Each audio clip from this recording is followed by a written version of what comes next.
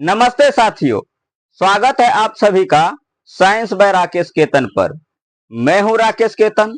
तो चलिए शुरू करते हैं आज की कक्षा। हमने पिछले वीडियो में ग्रंथि के ऊपर चर्चा की थी।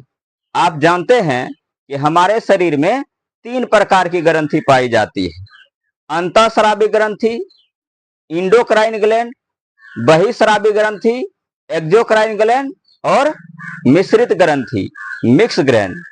आप जानते हैं कि अंतःस्रावी ग्रंथि जो है हमारे शरीर में 8 है। इन 8 में से 3 हमारे मस्तिष्क में है, हाइपोथैलेमस, पीयूष ग्रंथि और एपिथैलेमस। और मस्तिष्क से जब थोड़ा सा नीचे आते हैं तो गले के पास 2 ग्रंथि है, अंतःस्रावी ग्रंथि, थायराइड और पैराथायराइड। तो थायराइड के ऊपर ही है पैराथायराइड यानी कि पराअवटु ग्रंथि, जिसकी संख्या 4 है। थोड़ा सा और नीचे आते हैं तो छाती के पास एक अंतःस्रावी ग्रंथि है जिसे बोलते हैं थाइमस। और थोड़ा सा नीचे जाते हैं तो किडनी के ऊपर पाई जाती है अधिवृक्क एडरीनल ग्लैंड, जिसकी संख्या 2 है। और थोड़ा सा नीचे जाते हैं तो जनन ग्रंथि पाई जाती है, लैंगिक ग्रंथियां पाई जाती है जिसे इंग्लिश में गोनेड्स कहते हैं। गोनेड्स यानी कि जो जनन ग्रंथि है मेल में अलग होता है और फीमेल में अलग होता है। मेल के जनन ग्रंथि को बोलते हैं टेस्टिस और फीमेल के जनन ग्रंथि को बोलते हैं ओवरी यानी कि अंडाशय। तो आइए आज हम लोग बहिःस्रावी ग्रंथि के ऊपर चर्चा करते हैं। तो बहिःस्रावी ग्रंथि जिसे इंग्लिश में बोलते हैं एक्सोक्राइन ग्लैंड, कहते किसको है? तो ऐसी ग्रंथि जो अपने रासायनिक उत्पाद में कौन कौन? तो एंजाइम्स और रस को शरीर के अंदर या बाहर स्रावित करती है, उसे बहिःस्रावी ग्रंथियां कहते हैं। यानी कि जो बहिःस्रावी ग्रंथि है अपने रासायनिक उत्पाद को शरीर के अंदर भी निकाल सकती है और शरीर के बाहर भी निकाल सकती है। तो ऐसे ग्रंथि को कहा जाता है बहिःस्रावी ग्रंथि। अगला पॉइंट देखिए, बहिःस्रावी ग्रंथियां अपने रासायनिक उत्पादों को शरीर के अंदर या बाहर एक नलीनुमा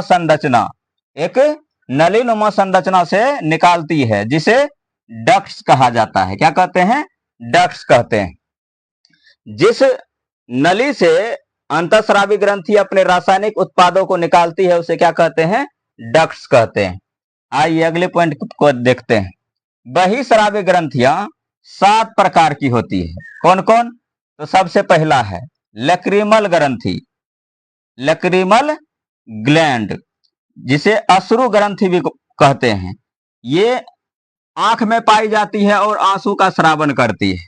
दूसरा है स्वेद ग्रंथि, इंग्लिश में कहते हैं स्वेट ग्लैंड, ये स्किन में पाई जाती है और पसीने का स्रावन करती है। तीसरा है लार ग्रंथि, इंग्लिश में कहते हैं सलाइवरी ग्लैंड, ये लार का स्रावन करती है यानी कि सलाइवा का स्रावन करती है। ये मुख के अंदर पाई जाती है। अगला है चौथा तेलीय ग्रंथि, इंग्लिश में बोलते हैं सेबेसियस ग्लैंड, ये तेल यानी कि ऑयल का स्रावन करती है। ये जो ग्रंथि है सेबेसियस ग्लैंड यानी कि तेलीय ग्रंथि इस हथेली पर पाई जाती है और जो पैर का जो तलवा होता है उस पर पाई जाती है। अगला है दुग्ध ग्रंथि, मेमरी ग्लैंड, महिलाओं के में पाई जाती है। ये क्या करती है? दुग्ध का निर्माण करती है यानी कि मिल्क का सेक्रेशन करती है। छठा है जठर ग्रंथि, जिसे इंग्लिश में बोलते हैं गैस्ट्रिक ग्लैंड, ये क्या निकालती है? जठर रस निकालती है, जिस रस में HCl, जूस और कुछ एंजाइम्स भी पाए जाते हैं। और सातवां है यकृत, जिसे लीवर कहते हैं, ये पित्त रस का स्रावन करती है यानी कि बाइल जूस का स्रावन करती है।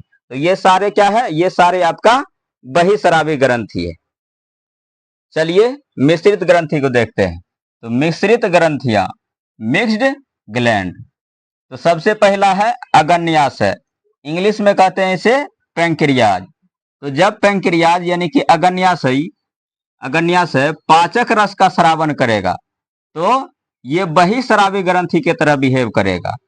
और जब यही पैंक्रियाज इंसुलिन और ग्लूकागोन नामक हार्मोन का स्रावन करेगा तब ये अंतःस्रावी ग्रंथि की तरह बिहेव करेगा। अगला देखिए, जनन ग्रंथि, इंग्लिश में कहते हैं गोनेड्स। तो जनन ग्रंथि आप जानते हैं मेल में अलग होता है और फीमेल में अलग होता है। तो जब मेल में जनन ग्रंथि टेस्टोस्टेरोन नामक हार्मोन को निकालेगा तो फिर ये अंतःस्रावी ग्रंथि की तरह बिहेव करेगा, और जब यही जनन ग्रंथि शुक्राणु को निकालेगा तो फिर बहिस्रावी ग्रंथि की तरह बिहेव करेगा।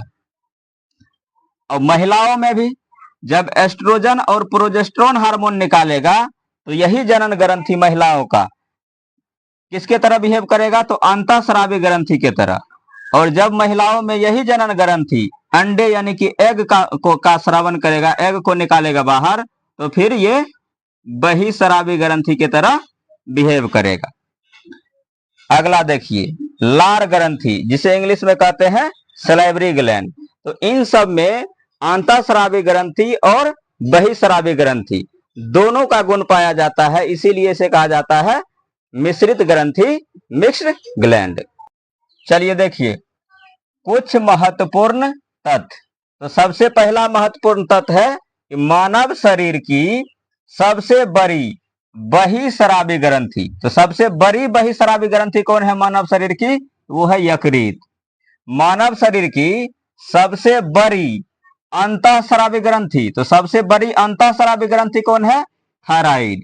मानव शरीर की सबसे छोटी अंतःस्रावी ग्रंथि, सबसे छोटी अंतःस्रावी ग्रंथि कौन है, पीनियल ग्रंथि। अब मानव शरीर की सबसे छोटी बहिस्रावी ग्रंथि कौन है, तो वो है लैक्रिमल। और मानव शरीर की सबसे बड़ी ग्रंथि कौन है, तो यकृत। मानव शरीर की सबसे छोटी ग्रंथि कौन है, तो पीनियल। अब मानव शरीर का सबसे बड़ा अंग कौन है, त्वचा।